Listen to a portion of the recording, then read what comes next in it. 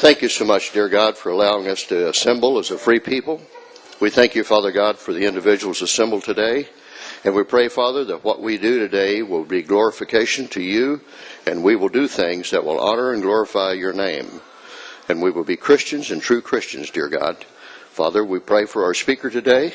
Be with him and God bless him, and help us to have ears to hear and a brain to listen to and to logically decode. And Father, be with this nation, be with the liberty and freedom people, and God help this nation and protect our president from the people who tend to want to destroy him, regardless of how he does or when he does it. Father, thank you for the leadership of this group, Brother John, and we pray, Father, you'll forgive us of any and all sins that we may have committed. In your name we pray. Amen. Okay, Sunday was the most epic rally I have ever attended in my life. Nothing ever seen like it before. It was incredible. And so right now, the video should be live on the Facebook page and on the website. It was supposed to go live at noon. So now we can start sharing that and pushing that out in social media. Like I said at the rally, Dan is just one man. We are the army of God. Post it, like it, forward it. You got to suck in your friends and family members, seed those other church congregations and those other liberty groups out there across the state. And Dan is going to just grow this thing like a snowball, like the rock going downhill, and he's going to win this thing. I had several people doing a count from the back of the room. They kept losing count at 500 and couldn't see the people sitting in the front and around the stage. There were very close to 600 people there for sure. It was an amazing event.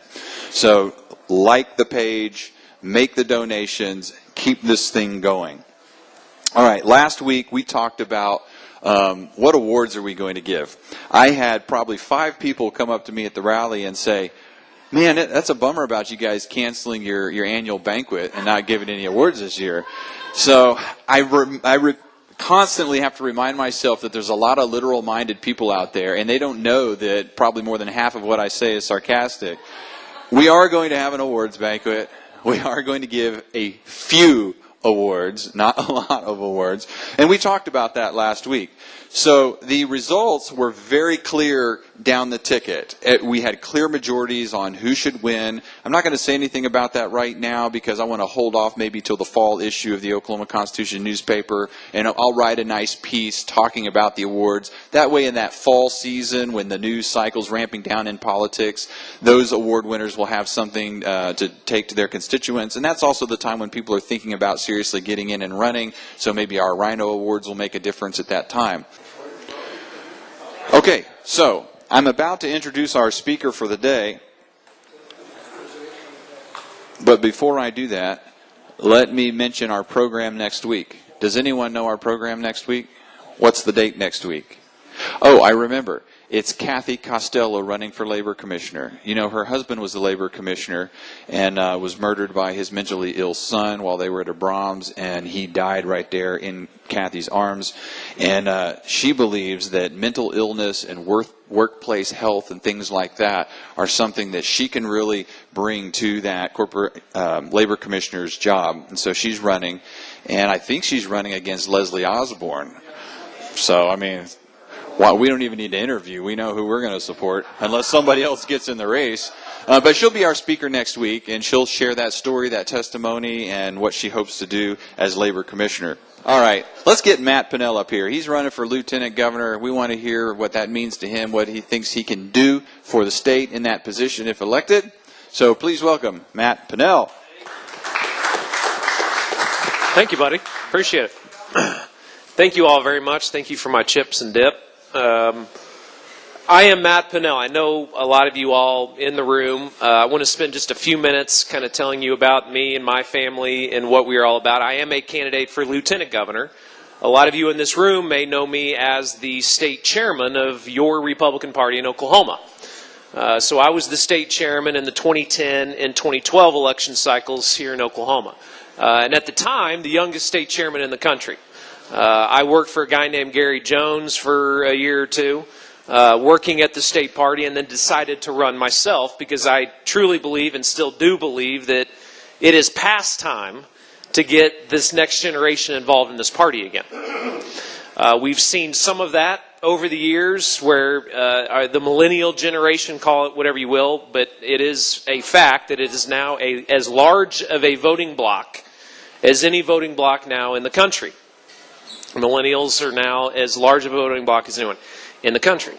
By 2020, millennial generation voters will make up 40% of eligible voters in this country. Wow. Think about that. Not 4, not 14, 40% of eligible voters in this country will be millennial generation voters. It's important for us to be running candidates and for us to be reaching out to that generation to get them in the fold. We know what happens when they go to our public universities a lot of times and graduating from our universities and the worldviews that sometimes they have when they get out of those universities. And I was always a guy that went to and built up this party, I believe, in the right way. And a big reason for that, after those 4 years that I was state chairman, we held every statewide elected position in the state and every federal elected position for the first time simultaneously.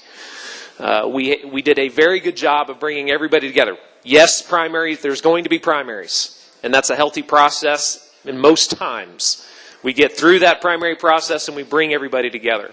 And we were able to do that, and we built, I believe, one of the best young Republican organizations in the country in this state over the last few years, bringing them in.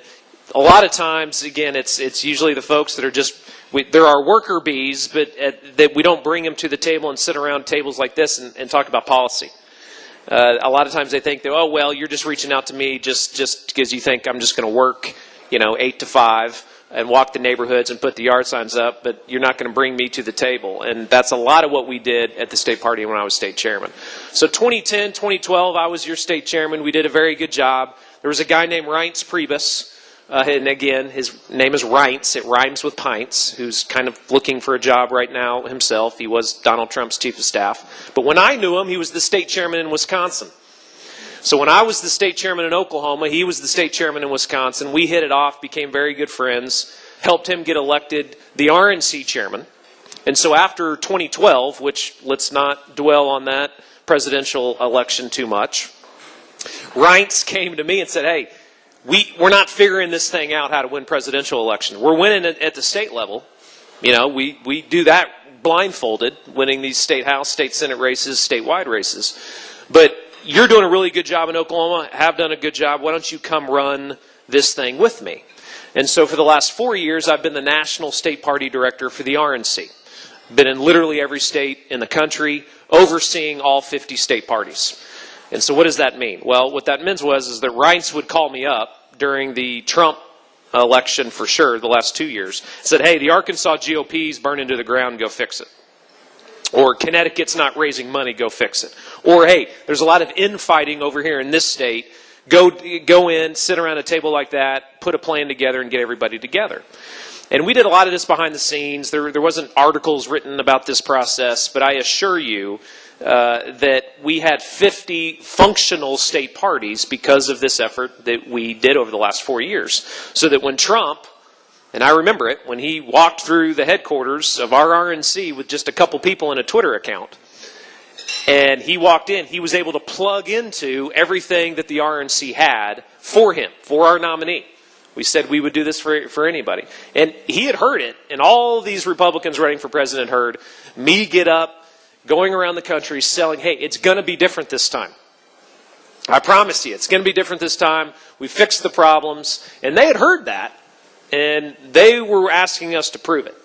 And when he was able to walk in and plug into the infrastructure that we had in states, and everything that we had in those states and states working together, it was a big deal. I mean, these are small businesses. You should be looking at your state party as a small business. I mean, Florida's a $70 million operation. Michigan, multi-million-dollar operations. Oklahoma is the same way. And they shouldn't be dysfunctional messes. If they are, then for sure your down-ballot races are going to suffer. I mean, I was the state chairman in this state the last time we had one of these big Super Bowl elections that we're about to have in 2010. And how quickly we forget this was a Democrat state before 2010. Registered Democrat state, as well as almost every statewide elected position in the state was Democrat. And we were able to turn that around. But that pendulum can swing back really quick. If we're not getting through these primary processes, the right candidates, that can get people excited to go stand in line and go vote for somebody. Because at the end of the day, that's what we're trying to do. So that's, over the last 4 years, is a big part of what I've been doing. And on top of that, and I have some flyers in the back, we're small business owners. And I appreciate the comments by one of the candidates here talking about small businesses and small business growth, because it is the engine of our economy. Got about 97% of the businesses in this state are small businesses. I'd love to overnight bring back those 21,000 oil and gas jobs that we've lost over the last few years, and I pray every day that they do come back. But the engine is small business in this state. So if you go into any Walmart or Target today and you see a mom or a dad pushing a shopping cart, and you see a hammock that's clipped into that shopping cart, really anywhere that there's a shopping cart, and you see a hammock clipped in there with a baby in that hammock, and you say, gosh, that's a pretty genius idea. Well, that was my wife that invented that. We have 4 kids, and we had a problem going shopping with kids, multiple kids, and she said, I think I got an idea. So we got a shopping cart. It sat in our kitchen for about 3 years as we tinkered around with this idea of creating this product. We patented it. We have a huge warehouse in South Tulsa, a couple employees where we ship out of, Amazon fulfillment centers. We actually just closed a deal with Bye Bye Baby, and so we're on the retail side as well. So it's the Binksy Baby Shopping Cart Hammock. I assure you, signing both sides of that check, dealing with employees, pushing all your chips kind of in the middle and say, okay, we're really going to do this. And we did. And thank God it's been successful. The lieutenant governor, the last 2 lieutenant governors, and I think even previous to that, served as the small business advocate on the governor's cabinet. No, it will be the next governor's choice if the lieutenant governor continues to serve in that role. And I would hope I would be able to. And that you would look to a lieutenant governor that actually runs a small business on a day-to-day basis that might be able to sit on whoever the next governor is, the governor's cabinet. So again, we have 4 kids in the Jenks Public School system. And we're also foster care parents. So before we had our 4th, we were very involved, and actually still are. I'm on a board that's very involved in the foster care community. We can talk a lot about social issues and crises in this state. I can tell you, the foster care and the kids in state custody is a crisis. It was over 10,000 kids in state custody a couple years ago. It's now about 9,300. Thank God it's going down a little bit. And it is a thing that I will give Mary Fallon some credit for, is that she created a program a couple years ago to actively recruit parents to get involved in this process, and worked with churches. Because again, the greatest hope on earth is not your local politician, it's your local church. It is your local church. And we have actively, I'm a life churcher, and it's where we really got a heart for this issue, and we fostered a number of babies through our house, and we're going to continue to do it, so we'll have 5 before we know it. But I only mention that because if you don't agree with anything else that I say, for the remainder of this time, know this: the governor and lieutenant governor have a bully pulpit to wield in whatever issues that you care about. A bully pulpit and a platform, a statewide platform, to put in any op-ed, any small town newspaper, to stand up just like this in any of our 77 counties and talk about issues. And I hope you would look to the next governor, and I see a lot of Dan Fisher t-shirts, and I get it, that you look to the next governor and lieutenant governor that can sell. That can stand up, be unapologetic about issues that you care about, and to go sell. Because the states around this country that are doing it the right way have governors and executive branch, along with lieutenant governors as well, that are going around and being able to sell what are the 3 or 4 things that we want to do this year. And then go around to the communities around this state and make sure that it's done the right way. And this job, as I crisscrossed, as I said, been in every state in the country the last couple of years, actually outside of Hawaii. I did not go to Hawaii. I know, I don't know why not, but just silly me. Worked with, no, I've been to Alaska a number of times. Beautiful, one of my favorite states. But as I went around, a lot of people say, well, why lieutenant governor? A couple reasons. But I'll tell you where I got the itch for specific lieutenant governor. I was not shopping for a position. I'm not midterm like some elected officials. I wasn't shopping for something. But if it fit me and what I was good at and my skill set, I'd go after it. But when I went around the country and I did this. I was the salesman for the Republican National Committee. And I would stand up and I would say, I'm Matt Pinnell and I'm from Oklahoma. I mean, there'd be one or two people in the back of the room would start laughing. I mean, I'd hear a couple chuckles. Or when I would be introduced by someone, they would tell a joke about Oklahoma. Tepees, tornadoes, whatever you know where I'm going. Maybe trailer parks. And I started getting really offended. I did this for 4 years. Again, I never left Oklahoma. I flew out of the Tulsa International Airport as I went around to these states. But I started thinking to myself, well, gosh, it's yes, maybe a little bit of a negative perception, but the overarching theme was that there was no perception. No one knew anything about our state. They didn't know all the great assets that we have, and particularly the people in this state. And I started thinking, well, gosh, if there was a position, I'm not trying to turn this position into something that it's not, constitutionally or statutorily. And that's another key point. I mean, just what is the job? Like, what boards and commissions do certain elected officials sit on that is a sales and marketing position? And it's lieutenant governor. It is lieutenant governor. I mean, you look at any lieutenant governor around the country as well. Most of them, Louisiana is a great example. Their entire lane is tourism in Louisiana. That's their job. It is tourism. In Oklahoma, there's a few more things that they do, but tourism is big. I would look at him as the economic development director for the state in a lot of ways, the lieutenant governor. It's the salesman for the state. It's a sales and marketing position in a lot of ways. And president of the state senate, which should be a big deal. And I'll speak to that in a second. But from a perception perspective, if you ask me, that's kind of where I started getting a little bit of an itch. And of course, this was in the middle of a presidential election that I was trying to get a president elected on top of that. But my wife and I and our family really started praying through this and decided a few months ago that, this is where we could be effective. And what I believe, again, have a skill set to do and to serve and be in servant leadership way. If I wanted to be governor, I would have run for governor. I wanted to be lieutenant governor. Because I think the governor is going to need a true lieutenant in this state moving forward to do the things that we need to be doing as a state. And private sector job growth, again, if they're the economic development director for the state, should be a leading goal of government policies at our state capitol. It was for Mitch Daniels in Indiana. That would be my one reading assignment for you. If you have never read his book, please do, about a guy that was President Bush's budget director that put an audit system in place called the PART tool, P-A-R-T tool. And Obama did away with it. Shocking, I know. But they did audits on almost every government agency when under Bush. He took that same program to Indiana and really transformed Indiana in an amazing way. But you look at a state like that and what can be done with real leadership.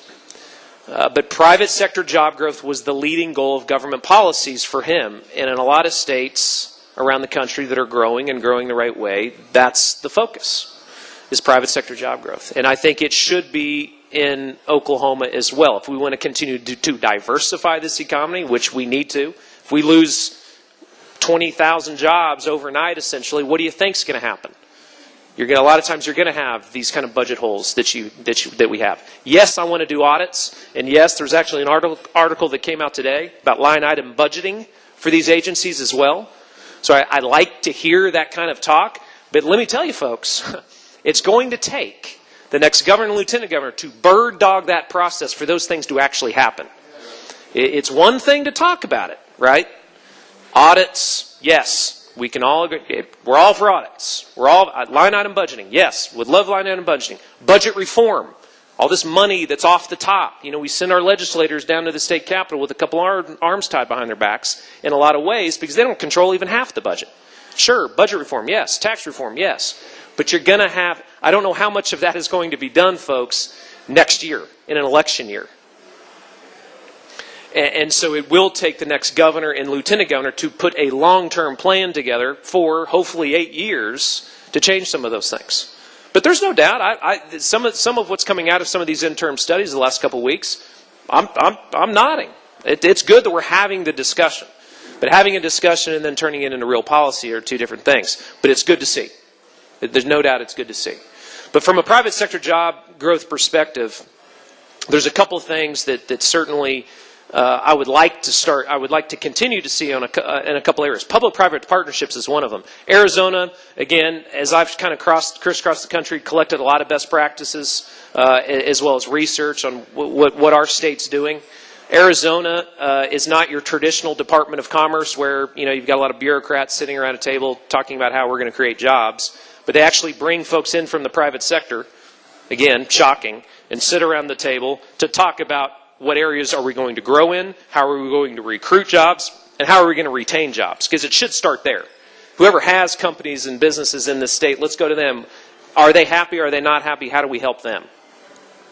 But Arizona is a good model with a public-private partnership sort of setup where they're bringing in folks from the private sector. And we do that to some degree in Oklahoma, and that's good. But we need to continue that, and the lieutenant governor can be right in the middle of it.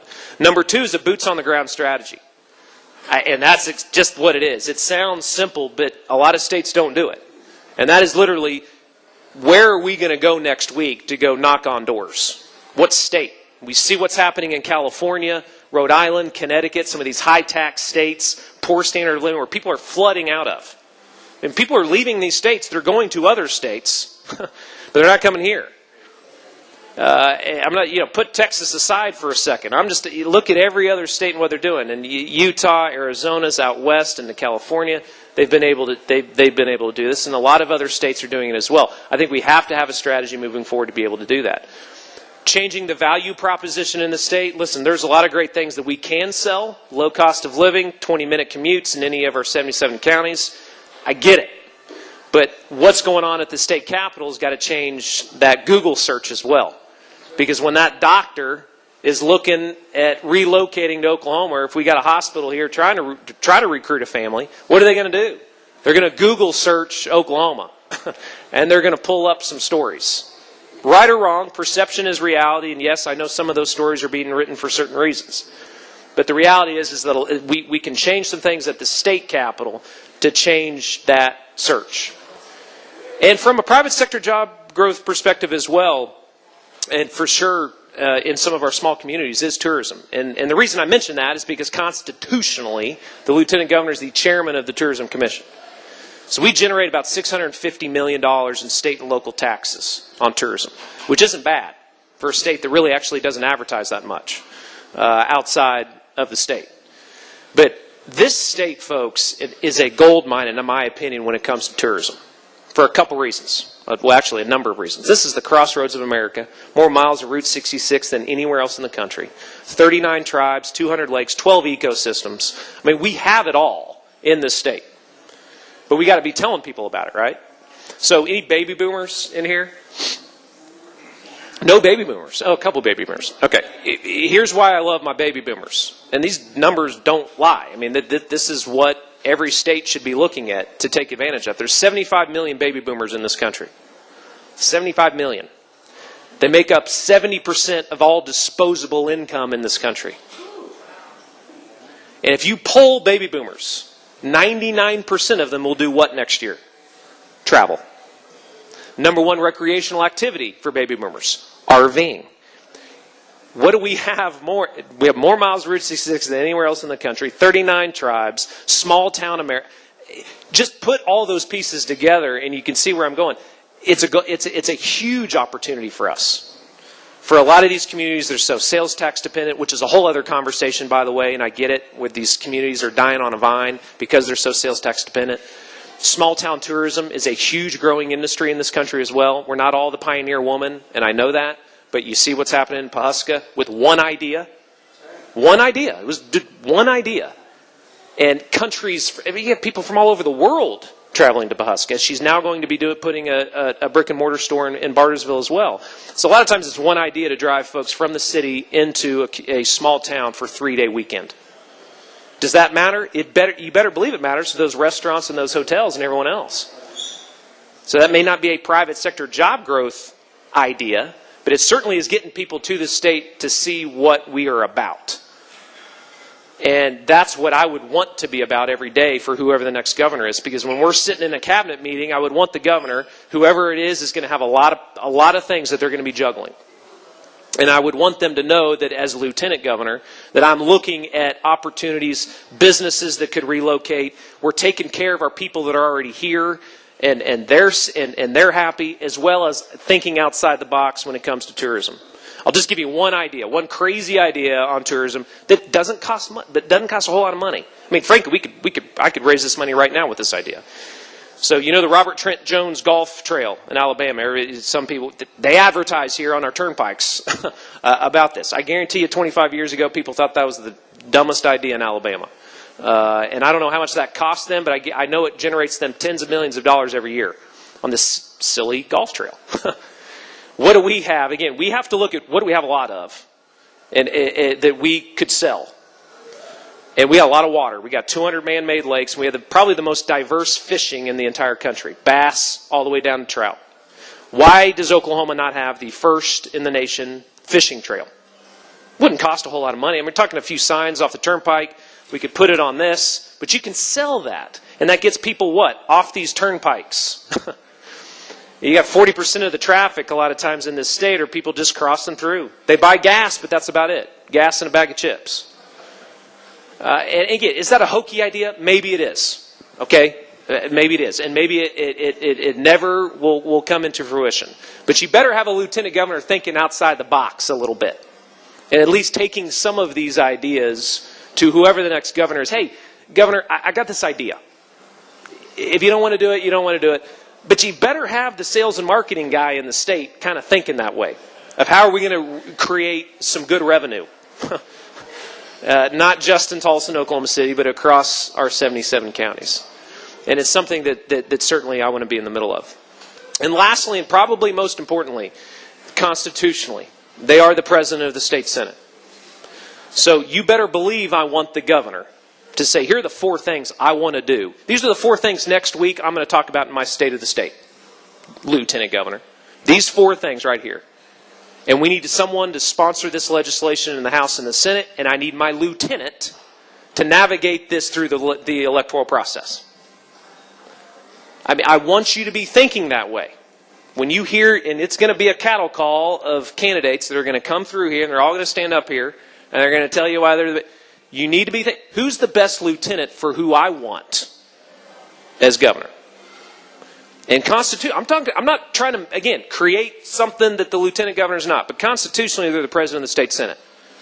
And they could be very effective to get legislation through, helping that state senate, not just in the Senate side, but in the House as well. I have relationships with all those guys and gals, because I helped a lot of them get elected. I was the state chairman here. And on time, and never lost touch with them over the last few years as I was helping run the RNC as well. It's a big part of the job. You break tie-breaking votes. That's only happened a couple times. But I could be there every day in the Senate to help in that process with what our plan will be in the state, from that state of the state, with whoever the next governor is. And then to go sell it around the state. I mean, the lieutenant governor campaigns, but then they never stop, as we know. I mean, they continue to hit 77 counties. But I would hope when I would be doing that I would be talking about all the great legislation that hopefully we are writing. And I would also agree that there is too much of it. You know, there's an 8-vote limit, I believe, in the House. So state House members can only write 8 pieces of legislation. In the Senate, there's no limit. That's only a self-imposed rule. It's not statutory. So it could be changed by the pro tem and the speaker. Yeah, just by simple resolution on day one. So that day one, that could be changed. But at the end of the session, when you see a stack of legislation this high and all those elected officials are taking a picture of it, that's part of the problem, because it's hard to focus on the issues that we need to be focusing on the legislature. So that's me. That's what we're going to be about on the campaign trail. And I would also say, I want you to hear this and know this, I'm a party guy. And this whole listening and being attentive and showing up at meetings, you lose your base, you lose everything. I know that. I've seen it. I've seen it. And I want you to know, if I have the honor to represent your party, if you're a Republican, as your Republican nominee, I'm not good at attacking other Republicans, but I'm very good at beating Democrats. So, very good. If you let me be your nominee, I'm going to win this thing next November. And then I will continue to show up and be attentive to our base. So, sure. Yeah. But with that, I've got a couple flyers in the back. Go to our website, mattpinnell.com. We're very active on social media. Follow us on social media if you'd like to start following us around the state.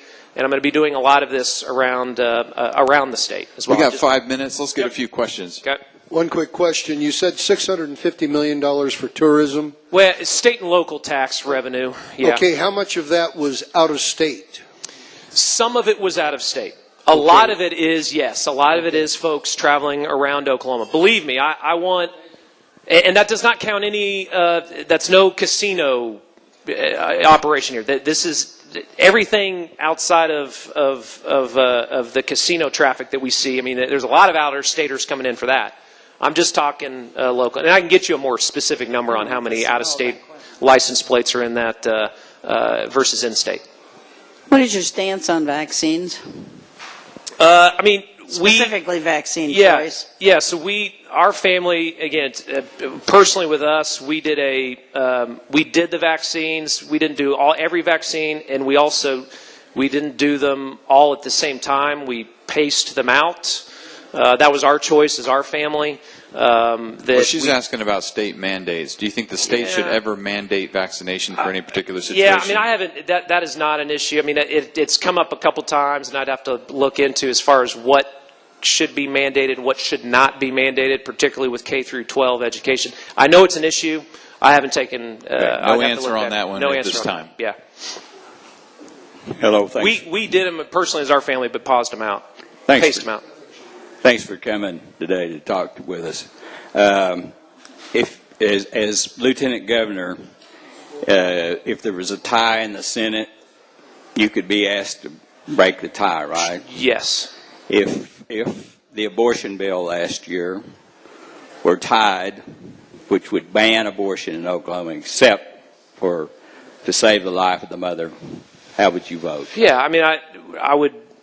Banning abortion is something that, I mean, I'm pro-life. But specifically the bill that came up, there was no tie-breaking vote. No, not that. Let's reframe the question to make it more productive. You're the lieutenant governor. This is hypothetical. You're the president of the Senate. The governor vetoes a bill that would close abortion clinics. What do? Assuming that it originated in the Senate. And it would come back to the Senate? Yeah, it's a Senate bill, override. So the Senate has to do the override. Yeah. But your pro tem doesn't want to. He's not going to hear it. So what do you do as lieutenant governor? Well, I mean, the lieutenant governor wouldn't be able to bring that to the floor. Someone would still have to bring it to the floor, correct? I mean, and if the Senate were to bring it to the floor, and we had lots of people wanting to bring it to the floor, I know, but the guy in the chair would not recognize it. Right, correct. I don't know if I would have the ability to still bring that to the floor. I would have the ability to break the tie-breaking vote. Yes, but as the president of the Senate, sure. Couldn't you just walk in and preside over the Senate and recognize the appropriate person? I'm not sure. If we reflect back, some of us can probably remember the workers' comp situation, right to work. And Mary Fallon just walked into the Senate and basically took the place over and said, "We're going to hear this." I mean, I know she broke that tie-breaking vote. But is that how? I mean, she literally walked in and took over. I mean, that's all I'm saying. There is that process. I mean, if I can. Well, whether you have the actual. Right. These are a lot of hypotheticals. I'm just saying. Well, here's the thing, though. It's not hypothetical. It actually happened.